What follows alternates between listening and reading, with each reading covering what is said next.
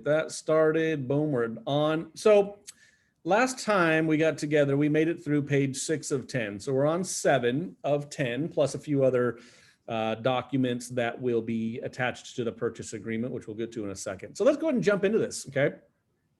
So paragraph 15, final verification of condition, or what we typically call our final walkthrough. So it says the buyer has the right to do this, a final VP, within 5 days before close of escrow. And I want to point out, it does note here in capital letters, it is not a contingency of this sale. There's no cancellation rights here, okay? It's just an opportunity for the buyer to go back and make sure the place is in the same condition, any repairs have been agreed upon, are completed, and that the seller has complied with any other obligations that they have committed to. And we would use the CAR form VP, verification of property, for our contingency. All right. Is this on the new RPA, Rosie? Great question. The new RPA is not coming out for over a year. So we're not going to see the new RPA until December 2021. They were going to release a totally new purchase agreement that I hear is like 16 pages long instead of this 10. And they were going to release that in December, but due to coronavirus, they decided to give us a little bit of a break. So thankfully, okay, we get a little bit of a break. So we're using this bad boy for over another year. All right, moving on. Number 10 is repairs. I got a lot to say about repairs. So it notes here that repairs are to be done before the final walkthrough. Okay, so I get this all the time. Buyer wants to do their VP, seller hasn't done any of the work yet, and usually we just haven't said anything about it. Per the contract, the repairs need to be completed. So, as agents, be responsible and make sure that if you have a buyer, 7-8 days before close, you should be asking, will the repairs be completed as per our agreement prior to the final walkthrough? And same thing with the seller. If they're dragging their feet, you can tell them you have an obligation per the contract to do your repairs 5 days prior to the final walkthrough, 5 days prior. Okay. So make sure that things are getting done in a timely fashion. It goes on to say here that the repairs may be performed by the seller or through others, provided that the work complies with applicable law, including government permit, inspection, and approval requirements. Okay. Well, guess what? California's applicable law says that any repairs that exceed $500 are to be done by a licensed contractor. Okay. So when you guys are negotiating repairs on the buyer's side, you shouldn't have to, but I would 100% specify that repairs are to be completed by a licensed contractor or a licensed tradesperson, in their field, plumber, electrician, et cetera, roofer. And on your seller side, you need to tell them as well, handymen can only do work up to $500. Anything beyond that needs to be by a contractor. It notes that repairs will be in good, skillful manner with quality materials, and do whatever they can to keep the appearance comparable to existing materials. And the seller will get invoices and receipts for repairs. They will provide a written statement indicating the repairs performed by the seller and the date. So if the seller is doing any of the minor work or handyman work, they will give a written statement of what was completed. And then they're going to give copies of invoices and receipts and statements to the buyer before final verification. Okay, so we need invoices and statements. So everything's got to be done in writing. So just having your seller go out and do a quick repair isn't good enough. There needs to be a statement in writing indicating what was completed, in detail. Okay, so there's a lot there. I don't think a lot of people understand about the $500 rule in California. So hopefully you'll take that to heart. Paragraph 17. Prorations of property taxes and other items. So here's basically where we just acknowledge that anything that is supposed to be paid on a monthly or quarterly or a whatever the increment of time basis it is, everything that is noted will be prorated to the day of close of escrow. Okay. So that includes things like, Mellaroo, special assessments, HOA, et cetera, your property taxes, and so on. Okay, so all these things that are paid monthly get paid prorated to the day we close. And I always tell my buyers that you're not paying any of their monthly fees, and they're not paying any of yours. It's going to get prorated to the day we close of escrow. Okay. Also, there is, I believe, mentioned in here about supplemental property taxes. So, be aware. I always talk to my clients about this, and they never remember, and your buyers will never remember either. But typically, when your buyer is buying a home and they're paying more than what the seller originally paid, meaning the market's been moving up, there's potentially going to be a supplemental tax bill. Because remember, property taxes are paid twice a year for 6-month increments based on the fiscal year. So July 1 through December 31, and then January 1st to June 30th. So those bills are actually out and due now. They go out on November 10th. I'm sorry, they're due November 10th. I think they go out on October 1st. So when the seller pays their property tax bill, they're paying for 6 months, and they're typically paying at a lower tax base than what the new buyer is going to pay for. And so the difference between the two bases become a bill that your buyers get after the close of escrow. It's a supplemental bill. And if they want to know how much that's going to be, you can ask escrow to calculate what that'll be based on the day you close escrow. Okay. So that's that. Moving on, paragraph 18 talks about us brokers, right? Compensation. Paragraph 18A, compensation will be handled in a separate written agreement. So this would typically be your listing agreements. That's where commission is established, or maybe in a for sale by owner, you might have a single party compensation agreement or some other commission agreement. So this is where we're basically saying that we're agreeing to accept what's published in a separate agreement. Also, the MLS serves as our compensation. Okay. 18B, scope of duty. This is an incredibly important paragraph. And in fact, when you're sitting with your clients, this is where I recommend you, this is one of the paragraphs I recommend you actually read most of it to them. Okay. So scope of duty, the buyer and the seller acknowledge and agree that number one, the broker does not decide what price the buyer should pay or seller should accept. 2, the broker doesn't guarantee the condition of the property. 3, the broker doesn't guarantee the performance, adequacy, or completeness of inspection, services, products, or repairs provided or made by seller or others.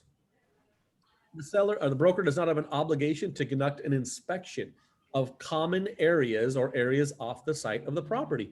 So like in a condo or a townhome or something with common areas, we don't have any sort of obligation to inspect those areas. Okay. Next, it says that the broker is not responsible for identifying defects on the property or in common areas or off-site. Okay, we don't identify defects in those areas. Number 6, very important, guys and gals. The brokers are not responsible for inspecting public records or permits concerning the title or use of the property. So important. You guys should not be going to the city pulling permits on behalf of your clients. And here's why. They're not contractors. Now, if any of you are a contractor and are qualified to review permits, by all means, go right ahead. If you are not a contractor, which the vast majority of us agents are not, you don't pull permits. You don't review them. Frankly, if you've ever tried to look at a permit, chances are you probably have no idea whether it was done or not, whether it was pulled, whether it was signed off, etc. So you are not responsible. Okay. It goes on to say that the brokers are not responsible for identifying the location of boundary lines. So the property lot lines, you don't have any obligation to figure that stuff out. You're not responsible to verify the square footage, the representation of others, or information contained in investigation reports, at the MLS, any ads, flyers, promotional materials. So you're not obligated or responsible, again, to verify all that information. If a representation is made, the buyer is responsible to verify. Okay. It goes on to state that this broker will not be responsible for determining the fair market value of the property or any personal property included in the sale. Okay, that's an appraiser's job, not yours. And seller's not responsible for giving legal or tax advice. I think we all know that. And then lastly, the broker shall not be responsible for providing other advice or information that exceeds the knowledge, education, and experience required to perform real estate licensed activity. Okay. So think about that, guys and gals. What are you licensed to do? You're licensed to be a fiduciary and to act on behalf of your client in the real estate capacity. That is not in a plumber's capacity, an electrician's capacity, an attorney's capacity, a contractor's capacity, right?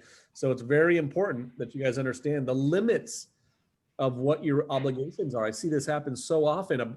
Agents feel like they need to do excess work that they're not qualified to do, frankly. And you end up getting yourself in big trouble by taking things on that are not your job. Okay. So, anyways, be aware, pay attention to that for sure. Very important paragraph there. Let's keep going. Paragraph 19, we get to representative capacity. Well, what the heck is that? Representative capacity means a person is signing as a representative on behalf of some sort of entity. Okay. Well, what kind of entity might we have? Well, we know we've got trusts. We know we've got probate. We know we've got corporations, LLCs, joint ventures, other paper, clients, right? So if anybody is listing or buying property in a representative capacity, this paragraph just says that within a 3-day period, we're going to give proof of who the authorized signer is. So if an LLC is buying a property or selling a property, we have to disclose to the other party who is the authorized signer, and we use the form RCSD. RCSD, representative capacity signature disclosure. All right, paragraph 20 talks about escrow instructions, and basically it just gives a list of all the paragraphs that the escrow company is going to be most interested in, and that's basically it. I'm not going to go too deep into this one. All right, paragraph 21. This whole page here, for the most part, is talking about remedies for breach and dispute resolution. What happens when there's a dispute? What happens when a party breaches a contract? Okay, well, 21B here is liquidated damages. And basically what this says is if a buyer fails to buy the property and because of their own default, the seller is going to keep the liquidated damages, which would be the deposit that is actually paid. So that good faith initial deposit that we write into our contracts, that is basically the buyer and seller pre-agreeing to resolving a dispute when the buyer breaches the contract, meaning they cancel escrow and they don't have any applicable contingencies to cancel. Okay. There are a couple of little caveats to this. It can't be more than 3%. And it also notes here that there has to be mutually signed instructions by the buyer and the seller to release any funds to either party, or judicial decision or an arbitration award. Okay, so the only way that money is released to a buyer or a seller in an escrow is when all parties agree, or we have a judgment, or we have an arbitration award. Okay, so that's what liquidated damages is.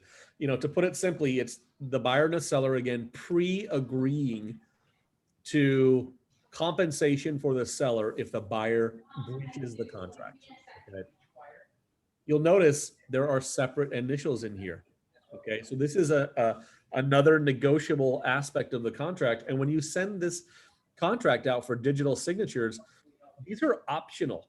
These are optional. So you need to talk to your client and explain, should you do this? Well, what happens if you don't sign liquidated damages? Okay, well, automatically, to resolve a dispute, if there is no pre-agreed upon liquidated damages, i.e. the deposit, you would go to mediation.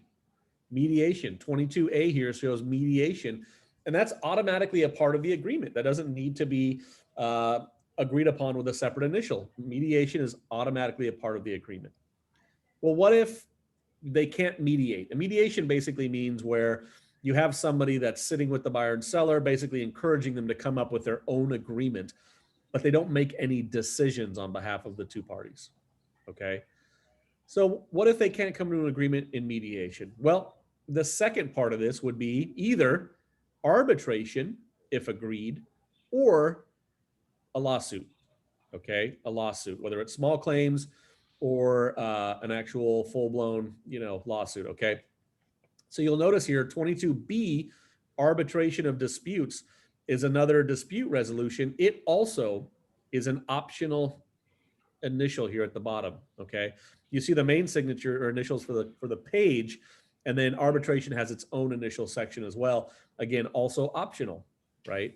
So what is arbitration? Arbitration is if there's a dispute between the buyer and the seller, the two parties go before a retired judge, justice, or attorney with at least 5 years residential real estate law experience, or a mutually agreed arbitrator. Okay. Arbitration, the arbitrator that listens to the arguments from both parties actually has legally binding decision-making authority that's non-appealable. Okay, so if there's a dispute and the buyer and seller agree to go to arbitration, whatever that arbitrator decides is that becomes the judgment essentially.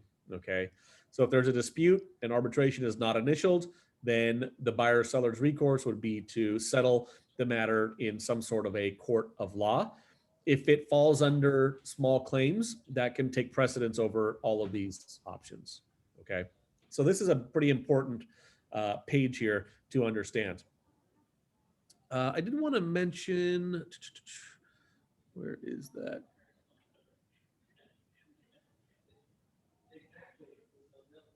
Where is that? I don't see exactly where it is, but somewhere on here, there's a notation about releasing. Actually, it's on the previous couple of pages, but basically, I just want to remind you guys that if a buyer or seller refuses to sign off and release the deposit to whoever is supposed to receive that deposit, and there's no good faith dispute, meaning there is no actual dispute that is relevant or contractually allowed, there is $1,000 civil penalty for whichever party refuses to sign the release of the deposit. Okay, and we've used that frequently as a threat to a party who's not agreeing to release the deposit. Okay, Rosie's asking, is it okay to be required to have these initialed? It's not required by our office by any means. These are negotiable terms between the buyer and the seller. My recommendation is that you have your clients initial both, mainly because both options, liquidated damages and arbitration, typically are going to be a cheaper way to settle a dispute, meaning, paying for representation, like an attorney or whatever. And the awards typically are going to be a lot less. The deposit, if the buyer were to lose their deposit, that's one thing. But if they refuse to sign liquidated damages, the seller can sue them. And in many cases, the lawsuit would be for much more than what that initial deposit would be for. Okay, so it's typically takes a lot longer, costs a lot more money to defend, and the awards are in many cases a lot more than what a deposit might be. Okay. All right, let us. So does that mean then, Nick, that if you sign for liquidated damages, they can only sue you up to that point? They can only keep your deposit and that's it? Basically, yes. If a buyer removes all contingencies and then cancels, the seller is limited to the deposit. They can't go after any more than that. That's correct. Oh, great. Yep. Okay. Cool. Let's keep going. And actually, we're pretty much mostly done with the purchase agreement here. So there's a couple of exclusions and a few things that I mentioned already. And then the rest of this page is just kind of the boilerplate last page of some of our basic stuff, like, we don't guarantee the performance of service providers or vendors. We have authorization to report, MLS information, like when a property goes into escrow or closes. Either party has a right to reasonable attorney fees. There is a section here in 26. The buyer cannot assign the agreement to another party without the seller's written consent. Okay, the seller doesn't have to agree to an assignment. Obviously, we're an equal housing opportunity and fair housing advocate here. Terms and conditions, it notes here the offer is to purchase the property on all the conditions that we have just looked at. It notes here liquidated damages and arbitration must be initialed by our parties to be incorporated. If either one is initialed by only one party, then a counteroffer or an addendum is needed to clarify whether either of those is actually a part of the agreement or not. Let's see, time is of the essence. Basically, this is like a good faith paragraph noting that everybody is in understanding that there are specific timeframes in this contract that need to be adhered to, and that all parties will do everything they can to achieve the timeframes noted, meaning getting disclosures out, doing investigations, submitting escrow instructions back to escrow, ordering HOA docs. There's numerous timeframes in the contract that need to be adhered to, and all parties are expected to, fulfill those timeframes. The last piece of that paragraph in bold says, neither this agreement nor any other may be extended, amended, modified, altered, or changed except in writing signed by buyer and seller. Guys and gals, it's so important.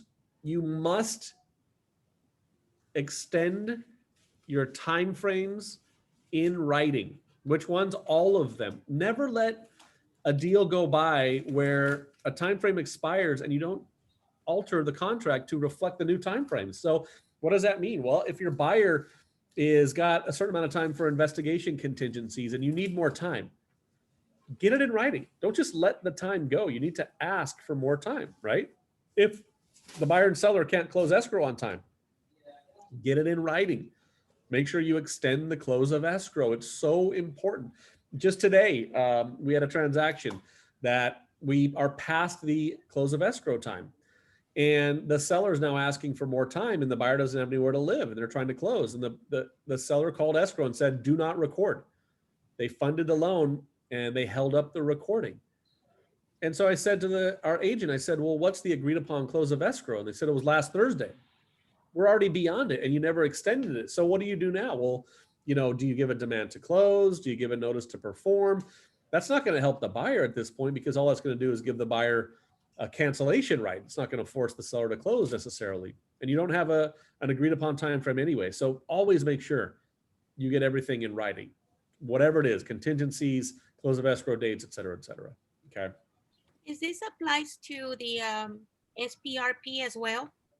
Absolutely. Yes. If you can't find the house within 17 days and the seller needs more time, get an extension in writing, right? Because otherwise what happens is when you don't put things in writing, a court of law or a judge is going to say, well, you guys just let the escrow linger, or you didn't ask for more time, or you didn't limit more time. So to me, that says that you guys agreed to give more time, even though it wasn't in writing. So now you can't just go arbitrarily say we're canceling, because you're obviously giving more time and you've agreed to that, right? So that's why it's important to make sure you have clarity and never let a term go pass without altering it in writing between all parties. Okay, paragraph 30, guys and gals, is definitions. So let's take a look at this real quick. I want to just really focus on acceptance. Acceptance means the time the offer or final counteroffer is accepted in writing by either party and is delivered to and personally received by the other party or that party's authorized agent in accordance with the terms of this offer or final counteroffer. Why do I bring that up? Well, acceptance is basically day zero. That's the day that the clock starts ticking. So I get this question a lot. Well, when is the 17th day, right? So if acceptance is day zero, and that's today, tomorrow would be day number 1. And then you could count out your 17 days, right? So keep that in mind. When is acceptance? It's when we have a fully agreed upon contract that authorization or the confirmation of receipt has been confirmed. The other party has received it and acknowledged that, okay? Usually that's done in writing, but I think that could be sufficed with even just a written email that says, got it, thank you. Let's see here. What else is important? Days. Days means calendar days. So you see the word days referenced all throughout this contract. So days is calendar days unless specified. So for instance, the good faith deposit to escrow is business days, 3 business days, mainly because banks are generally open Monday through Friday. Okay.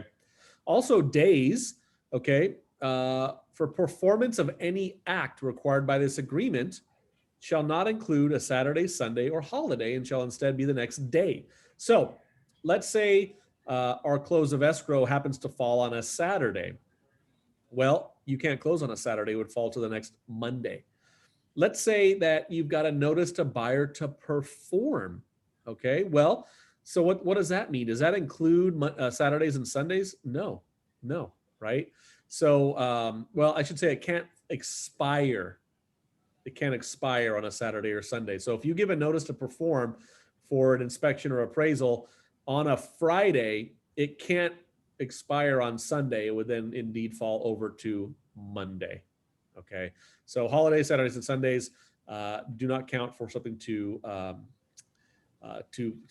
basically conclude, if that makes sense. Okay. The final day of performance. Let's see, is there anything else important here? Nope, I think that's pretty much it. So paragraph 31 is the expiration of the offer. The default is 3 days after deliver. It's deemed revoked, basically, okay? And you'll notice that I have my name in this line right here. Why? Because I am putting my name in there to be an authorized person to receive acceptance, right? So let's say I write this offer, seller accepts it. I now can initial the confirmation of acceptance because my name is right here, okay? Buyer signs at the bottom. Next page, we have our acceptance paragraph, and the seller would then sign and accept. If they're not just accepting, you would check the box here, and you would attach a seller counteroffer or a seller's multiple counteroffer to let the buyer know that we're agreeing to everything except what we put on a counteroffer. Okay. There's seller signature. We have our confirmation of acceptance at the bottom here. Broker sign, and then that's it. At the very bottom, you do have an option for whether an offer was presented or rejected. Okay, so if you have a listing and the other party says we need to have proof that our offer was presented, you would send it to me and I would sign or initial this, assuming that you did indeed present the offer. If your seller is rejecting this offer, they would initial right down here and state that they did reject it on blank day. Okay. All right, let's keep going here. Buyer's inspection advisory. So that's the end of the contract, by the way. That's page 10 of 10. Okay. We do have a couple of other pages, right? So we have the buyer inspection advisory, the CCPA, Consumer Privacy Act and advisory at the end here. So let's take a look at those real quick and we'll wrap it up for today. So the buyer inspection advisory is a 1-pager that just basically kind of reiterates the importance of investigating, the importance of inspecting, and what to look for, like what kind of stuff to look for. So you have in paragraph 3A, general condition of the property and all its systems and components.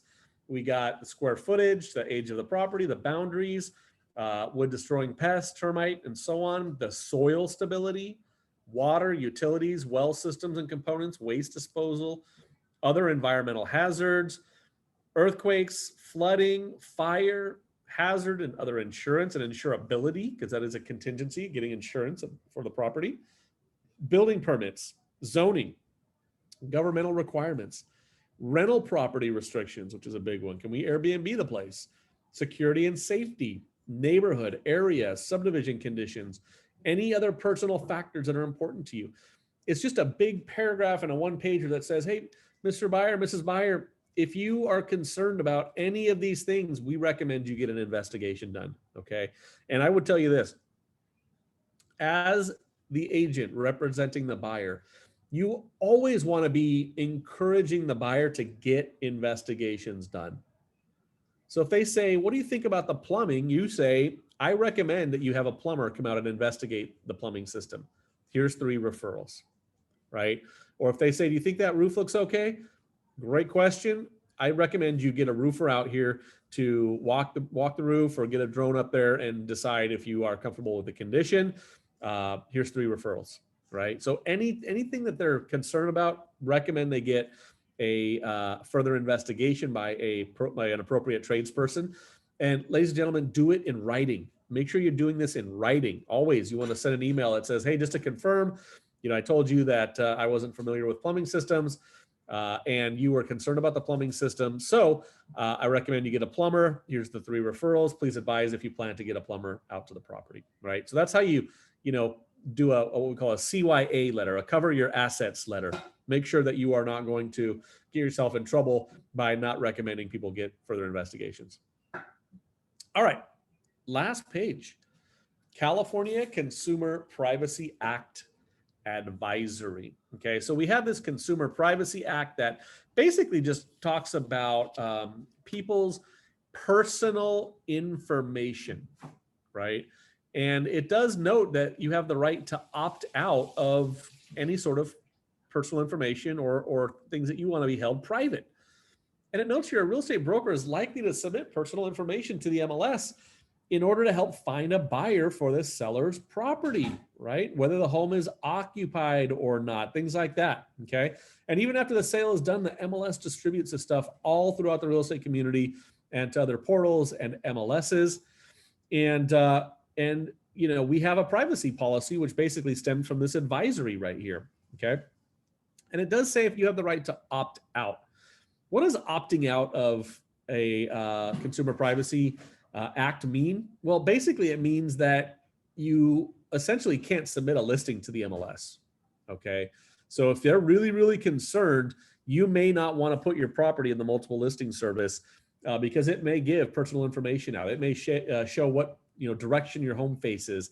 There may be a video tour that might give a criminal a way to easily access the inside of your property, or it may show on the photo that there's a broken lock somewhere, or whatever it might be. And so if you really want to protect yourself, then you probably shouldn't have anything put out there on the internet. Well, guess what?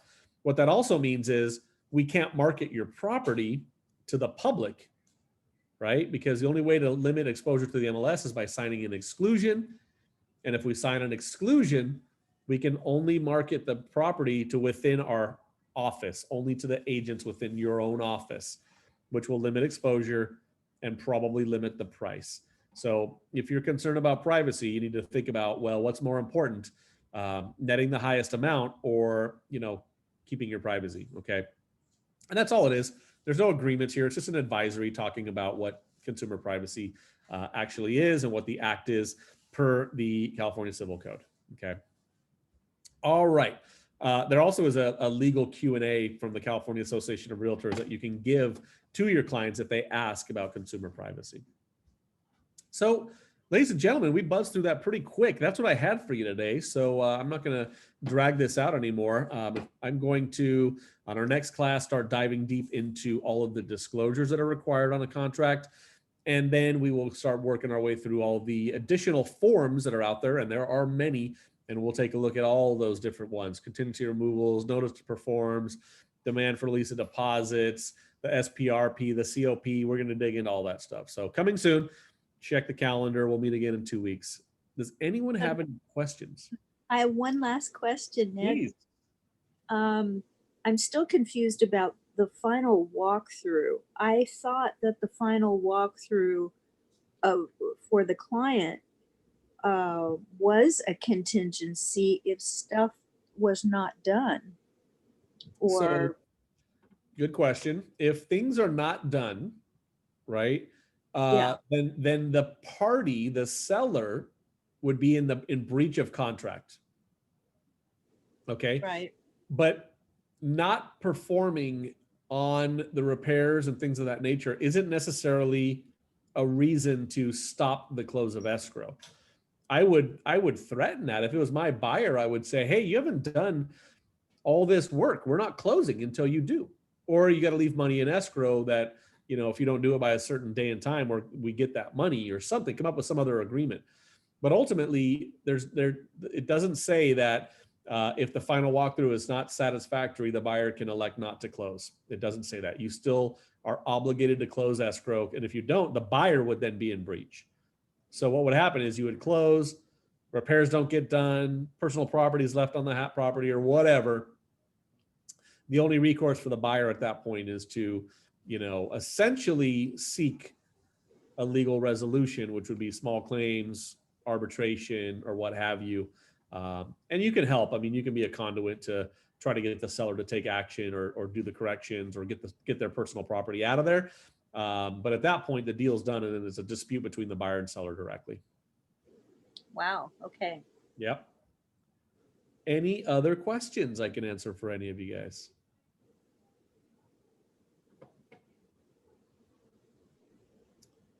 All righty. Well, what we will do is we'll reconvene.